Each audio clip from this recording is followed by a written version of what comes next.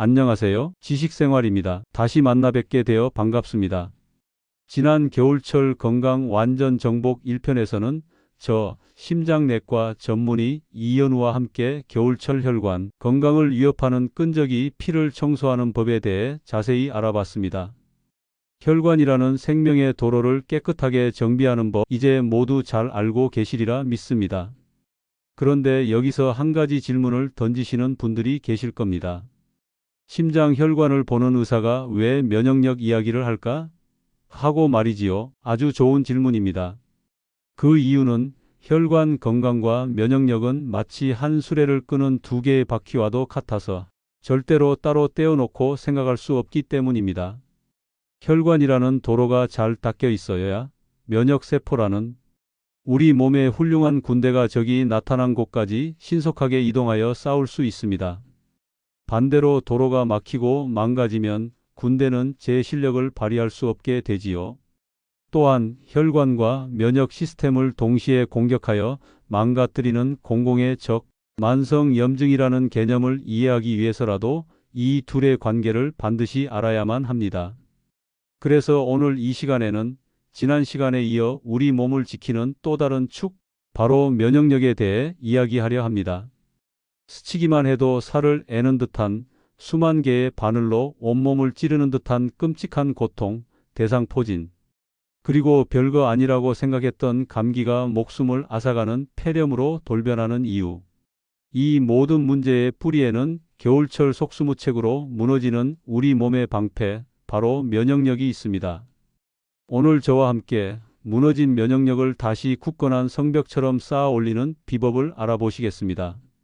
우리 몸의 면역 방패를 최강으로 만드는 최고의 음식은 무엇이고, 반대로 나도 모르게 면역력을 갉아먹고 있던 최악의 음식은 무엇인지 그 모든 것을 낱낱이 파헤쳐 보겠습니다.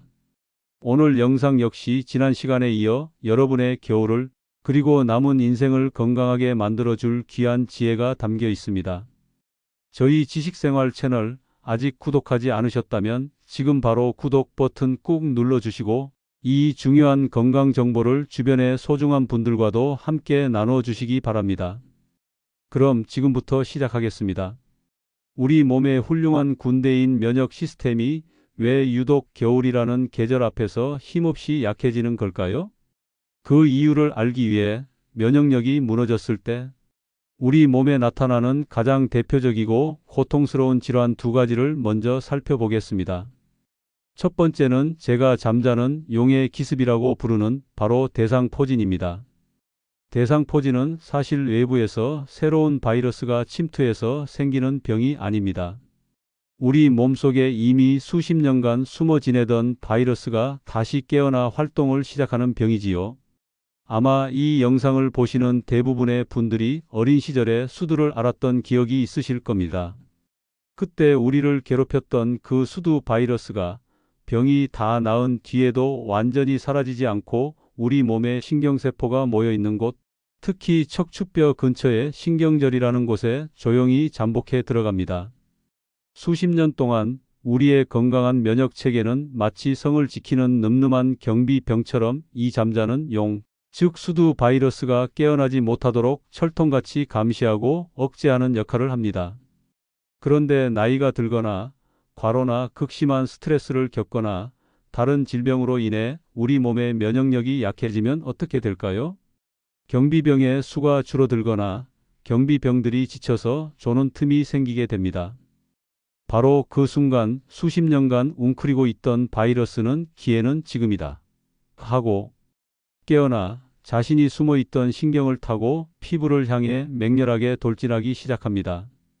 그래서 대상포진은 아주 특징적인 전조 증상을 보입니다. 피부에 아무런 발진이 나타나기 며칠 전부터 몸의 한쪽 편 특정 부위가 콕콕 쑤시거나 바늘로 찌르는 듯한 통증 혹은 간질간질하거나 데인 듯한 이상한 감각이 먼저 나타납니다. 마치 용이 동굴 속에서 꿈틀거리기 시작하는 것처럼 바이러스가 신경절 안에서 활동을 시작하며 신경을 건드리기 때문이지요. 많은 분들이 이때 그냥 근육통이나 담에 걸린 것으로 오해하고 넘어가시곤 합니다. 그리고 며칠 뒤 바로 그 통증이 있던 부위의 피부에 신경줄기를 따라 띠 모양으로 붉은 발진과 함께 여러 개의 물집이 군집을 이루어 나타나게 됩니다. 그래서 허리에 띠를 두른 모양과 같다고 하여 대상포진이라는 이름이 붙은 것이지요. 이때부터 겪는 통증은 정말 상상을 초월한다고들 하십니다. 환자분들의 표현을 빌리자면 칼로 살을 베는 듯한 아픔, 뜨거운 불로 지지는 듯한 자결감, 심지어 옷깃만 스쳐도 깜짝 놀라 비명을 지를 정도의 극심한 고통이라고 합니다. 바이러스가 피부뿐만 아니라 신경 자체를 직접 공격하고 손상시키기 때문에 이토록 끔찍한 통증이 생기는 것입니다. 더 무서운 것은 피부의 물집은 다 나았는데도 불구하고 손상된 신경이 회복되지 않아 수개월, 길게는 수년 동안 그 끔찍한 통증이 계속되는 대상포진 후 신경통이라는 무서운 합병증입니다. 이는 면역력이 약한 고령의 환자일수록 발생 위험이 훨씬 더 커집니다. 면역력이 무너졌을 때 나타나는 두 번째 비극은 바로 미끄러운 경사길이라고 불리는 감기에서 폐렴으로의 악화입니다. 많은 분들이 겨울철 감기를 그저 며칠 앓고 지나가는 가벼운 병으로 생각하시지만 이는 때로 생명을 위협하는 아주 위험한 착각이 될 수 있습니다. 먼저 감기와 폐렴은 병이 생기는 위치부터가 다릅니다. 감기는 코나 목 같은 상부호흡기, 즉 우리 몸의 대문이나 현관쯤에 바이러스가 감염을 일으키는 것이고, 폐렴은 우리 몸의 가장 깊숙한 안방이라고 할 수 있는 폐 조직에 염증이 생기는 것입니다. 그렇다면 어떻게 현관에 들어왔던 감기 바이러스가 안방까지 점령하게 되는 걸까요? 감기 바이러스는 성벽의 문을 부수고 들어오는 1차 공격 부대와 같습니다. 우리 코와 목구멍의 점막을 공격해서 손상을 입히지요. 그러면 우리 몸의 면역 시스템은 이 1차 공격 부대와 싸우느라 정신이 없습니다.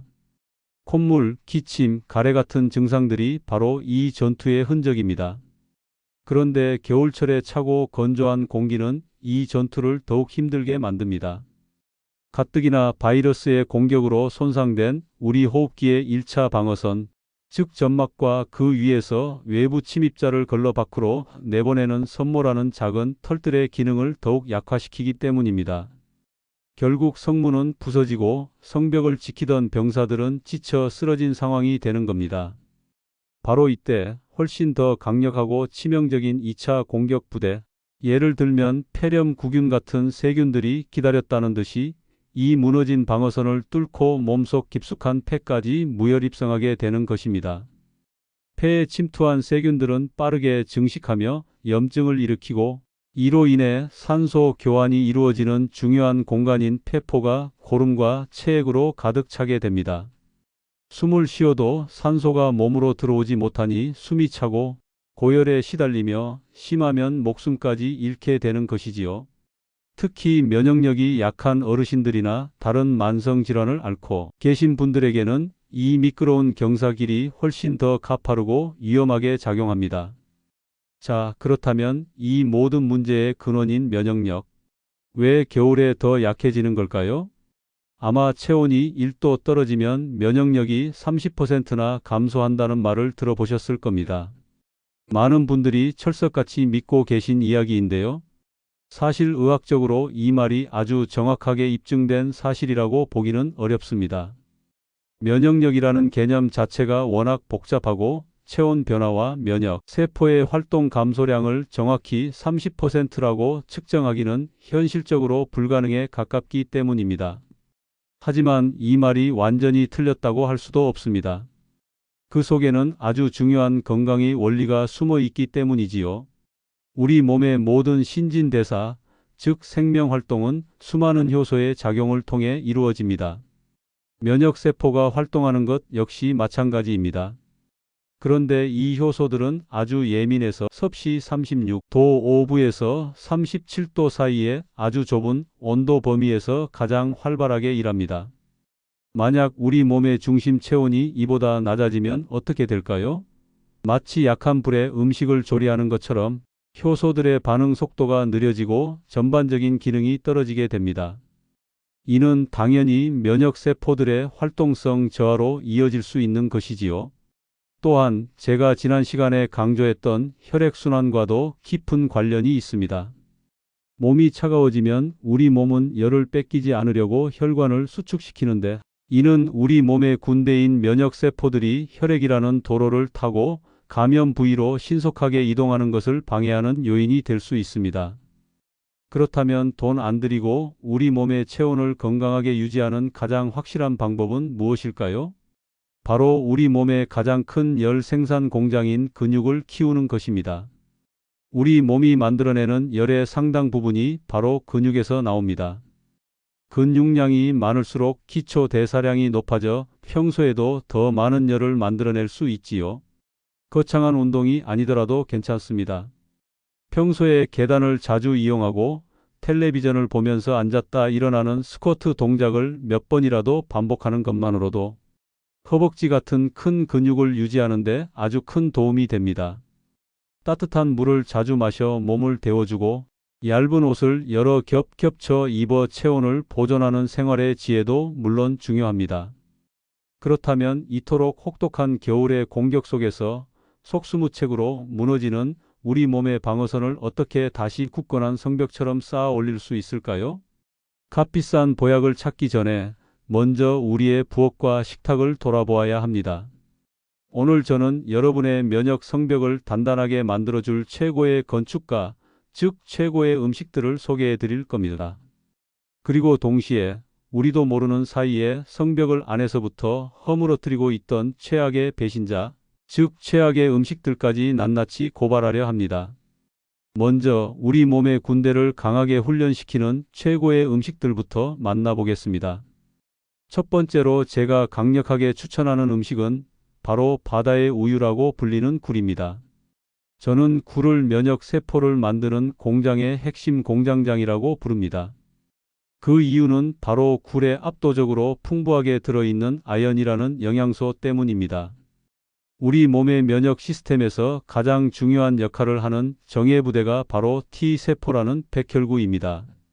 이 T세포는 외부에서 침입한 바이러스나 세균을 직접 공격하여 파괴하고 다른 면역세포들에게 적이 나타났다 고 신호를 보내는 아주 중요한 역할을 하지요. 그런데 이 훌륭한 군대인 T세포를 만들고 훈련시키고 또 제대로 활동하게 하는데 반드시 필요한 핵심 재료가 바로 아연입니다. 만약 우리 몸에 아연이 부족해지면 면역세포 공장의 생산 라인이 멈추는 것과 같습니다.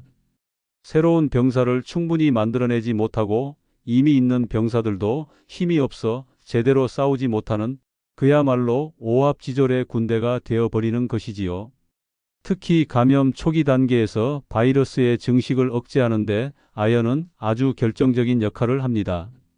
그래서 감기 기운이 있을 때 아연을 섭취하면 회복 기간을 단축하는 데 도움이 된다는 연구 결과도 많습니다. 겨울철 면역력이 걱정되신다면 제철을 맞은 신선한 굴을 꾸준히 챙겨 드셔보세요. 다만 날이 추울 때도 식중독의 위험은 여전히 존재하니 되도록 생으로 드시기보다는 찜을 하거나 국에 넣어 익혀 드시는 것이 안전하고 좋습니다. 다음으로 소개해 드릴 최고의 음식들은 바로 천연항생제라는 별명을 가진 고마운 식품들입니다. 이 음식들은 우리 몸의 군대를 튼튼하게 만들어줄 뿐만 아니라 침입한 적군을 직접 공격하는 특수 무기와도 같은 역할을 합니다. 그 첫 번째 주자는 지난 혈관 편에서도 소개해 드렸던 마늘입니다. 마늘의 알리신 성분은 혈관을 깨끗하게 할 뿐만 아니라 아주 강력한 항균, 항바이러스 작용을 합니다. 실제로 알리신은 페니실린보다도 더 강력한 살균력을 가졌다고 알려져 있을 정도입니다. 우리 몸에 들어온 감기 바이러스나 각종 세균들을 직접 공격해서 힘을 못쓰게 만드는 것이지요. 마늘의 단짝인 생강 역시 빼놓을 수 없습니다. 생강이 매운맛을 내는 진저롤이라는 성분은 염증을 가라앉히는 소염 효과가 아주 뛰어납니다. 감기나 독감 바이러스에 감염되었을 때 우리 몸에 생기는 과도한 염증 반응을 진정시켜주고 열을 내리고 기침을 멎게 하는데도 도움을 주지요. 또한 생강은 몸을 따뜻하게 만들어 혈액순환을 돕고 우리 몸의 면역세포들이 더 활발하게 일할 수 있는 환경을 만들어줍니다. 마지막으로 콩나물과 피망 같은 채소들도 훌륭한 지원군입니다. 예로부터 우리가 감기에 걸렸을 때 뜨끈한 콩나물국을 먹었던 데에는 다 과학적인 이유가 있습니다. 콩나물의 풍부한 아스파라긴산은 우리 몸의 피로를 풀어주고 간의 해독 작용을 돕습니다. 면역 시스템도 지치면 제 기능을 못하는데 이 피로를 풀어주니 면역력 유지에 당연히 도움이 되겠지요. 또한 콩나물과 특히 붉은 피망의 풍부한 비타민 C는 대표적인 항산화 영양소로 면역세포가 적과 싸우는 과정에서 발생하는 유해한 활성산소로부터 스스로를 보호하도록 돕는 방패 역할을 합니다. 자, 이렇게 최고의 음식들을 알아봤으니 이제는 우리가 반드시 피해야 할 면역 성벽을 파괴하는 최악의 음식들을 공개할 시간입니다. 아마 많은 분들이 무심코 혹은 맛있다는 이유로 자주 드시고 계셨을지도 모릅니다. 첫 번째 최악의 음식은 바로 설탕, 특히 액상과당이 듬뿍 들어간 달콤한 음료수와 주스입니다. 저는 이것들을 면역세포에게 먹이는 수면제라고 부릅니다. 설탕의 주성분인 포도당과 우리 면역 기능에 필수적인 비타민 C는 분자 구조가 매우 비슷합니다. 그래서 우리 혈액 속에 당분이 너무 많아지면 면역세포들이 비타민 C를 흡수해야 할 자리에 대신 설탕을 흡수해버리는 웃지 못할 상황이 벌어집니다. 비타민이라는 총알을 받아야 할 군인들이 대신 설탕이라는 수면제를 받아버리는 셈이지요. 이렇게 되면 우리 몸의 포식세포, 즉 세균을 잡아먹는 백혈구의 활동성이 현저하게 떨어지게 됩니다. 연구에 따르면 설탕을 많이 섭취한 후 몇 시간 동안은 백혈구의 탐식 능력이 50% 가까이 감소한다고 알려져 있습니다.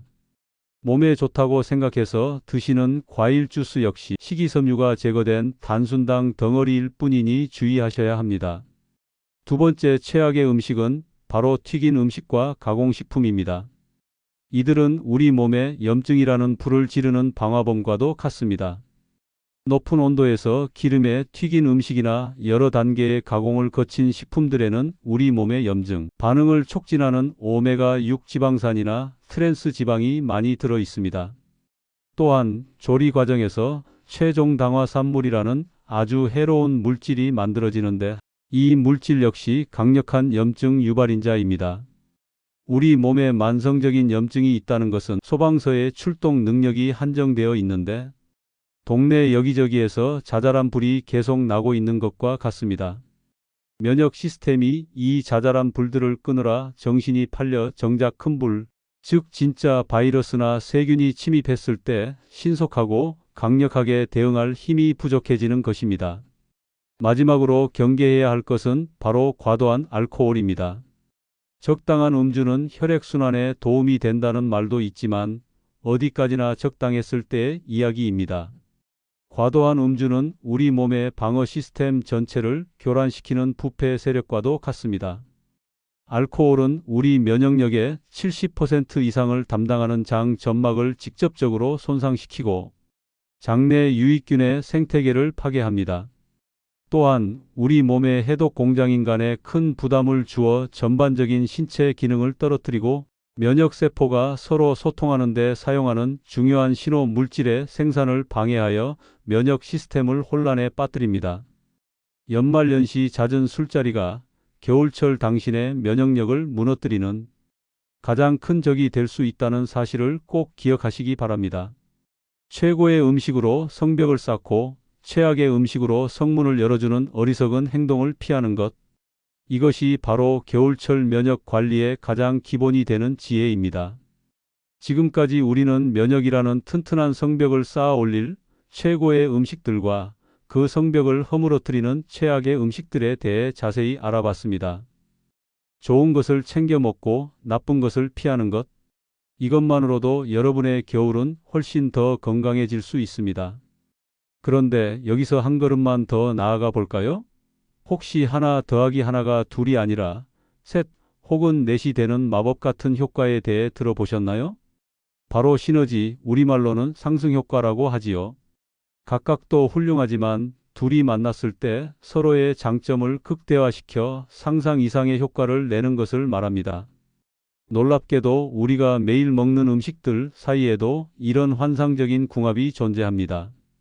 지금부터는 따로 먹어도 좋지만 함께 먹었을 때 우리 몸의 면역 방패를 몇 배는 더 강력하게 만들어주는 최강의 음식 조합 3가지와 그 비밀스러운 원리에 대해 알려드리겠습니다. 첫 번째 최강의 조합은 바로 돼지고기와 마늘입니다. 한국인이라면 누구나 사랑하는 조합이지요. 우리는 예로부터 기력이 쇠하고 피곤할 때 돼지고기를 즐겨 먹었습니다. 여기에는 아주 과학적인 이유가 숨어 있습니다.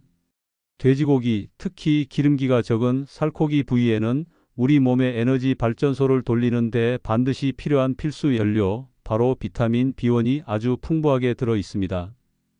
우리가 감기에 걸리거나 몸살을 앓을 때 우리 몸의 면역 세포들은 침입한 적군과 싸우느라 엄청난 에너지를 소모하게 됩니다. 이때 비타민 B1이 부족하면 에너지 생산이 제대로 되지 않아 쉽게 지치고 회복도 더뎌지게 되지요. 그런데 이 귀한 비타민 B1에게는 한 가지 치명적인 약점이 있습니다. 물에 아주 잘 녹는 수용성 비타민이라 우리 몸에 흡수되는 비율이 낮고 땀이나 소변으로 너무나도 쉽게 빠져나가 버린다는 점입니다. 아무리 좋은 연료를 가득 채워도 연료 탱크에 구멍이 나 있는 것과 같은 셈이지요. 바로 이때 마늘이 이 문제를 해결해 줄 해결사로 등판합니다. 마늘의 핵심 성분인 알리신이 돼지고기의 비타민 B1과 만나 서로 굳게 손을 잡고 알리티아민이라는 새로운 물질로 변신하기 때문입니다.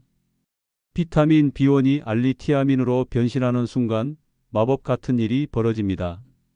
물에 쉽게 녹던 성질이 기름에 잘 녹는 지용성으로 바뀌면서 우리 몸의 흡수율이 무려 10배에서 20배까지 치솟게 됩니다. 뿐만 아니라 몸속에 머무는 시간도 훨씬 더 길어져서 지치고 피로한 우리 몸의 구석구석에 오랫동안 머물며 활력을 제대로 불어넣어 줍니다. 마늘의 알리신 자체가 가진 강력한 살균, 항균 능력은 덤이지요. 그러니 피곤하고 입맛 없을 때 마늘 듬뿍 넣고 볶은 제육볶음이나 잘 삶은 수육에 생마늘 한 점을 올려 먹는 것은 그저 맛을 위한 조합이 아니라 우리 조상들이 몸소 터득한 면역력과 피로 회복을 위한 최고의 과학이었던 셈입니다. 두 번째로 알려드릴 최강의 조합은 바로 굴과 레몬입니다. 앞서 제가 굴을 면역 세포 공장의 공장장이라고 부를 만큼 아연이 풍부하다고 강조했지요. 사실 굴에는 아연뿐만 아니라 우리 몸의 혈액을 만들어 산소를 운반하는 데 필수적인 철분 또한 아주 풍부하게 들어 있습니다. 아연과 철분 모두 면역력 유지에 없어서는 안 될 아주 중요한 미네랄이지요. 하지만 이 아연과 철분 역시 돼지고기의 비타민 B1처럼 우리 몸에 흡수되는 비율이 그리 높지 않다는 아쉬운 점이 있습니다. 특히 식물성 식품에 든 철분은 흡수율이 더욱 떨어지지요.